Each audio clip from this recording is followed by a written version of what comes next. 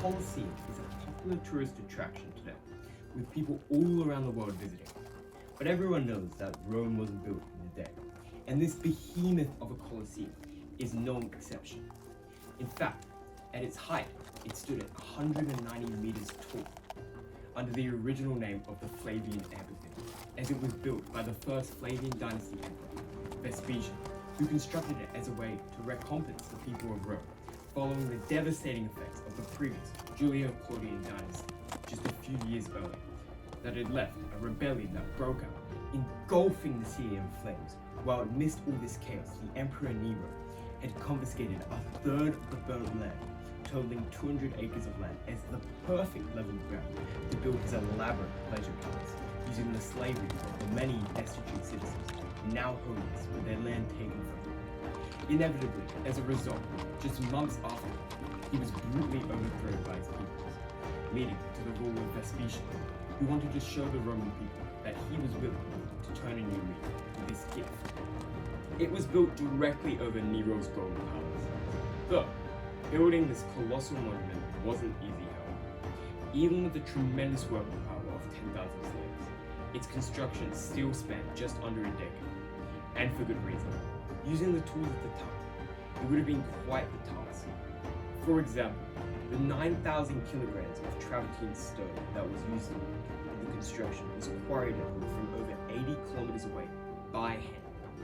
And the powerful concrete that was also heavily used in this construction, that was developed by Rome, would have been very expensive to create. As well as this, the materials that were also featured were marble and bronze, which were both very prized materials and could be easily carved into beautiful structures. Although the marble and bronze aren't in the structure today, and this is because they were stolen. This, however, was just the beginning. All of the raw materials had to be placed, and because of the massive stones that had to be stacked up to 190 meters tall, this could only be done within 10 years because of the impressive Roman ingenuity that allowed them to lift massive stone bricks using simple but effective machines. As well as the labor-intensive processes of lifting the bricks into over 80 arches in such an intricate fashion that the foundations still stand today, with the exception of the expensive materials like marble and copper that were thieved from the topmost layer. Because of the beautiful architecture and rich history that coincides with the Colosseum, this still standing mammoth of architecture is seen by millions of people all around the world, and for good reason.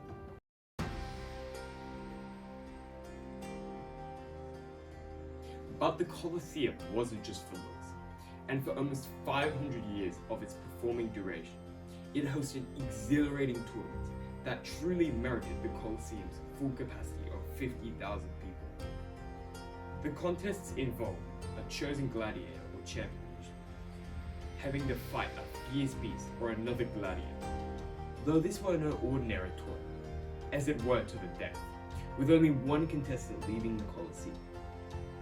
Across the 500 years of the Colosseum's operation, approximately 450,000 people died in total, which consisted of a large part of gladiators who would fight as a career, living off the donations they received from the royal crown. Though, as well as this, a massive portion of the contestants were slaves, with not only zero fighting experience, but no weapons or armor to fight with either, which most commonly resulted in their death.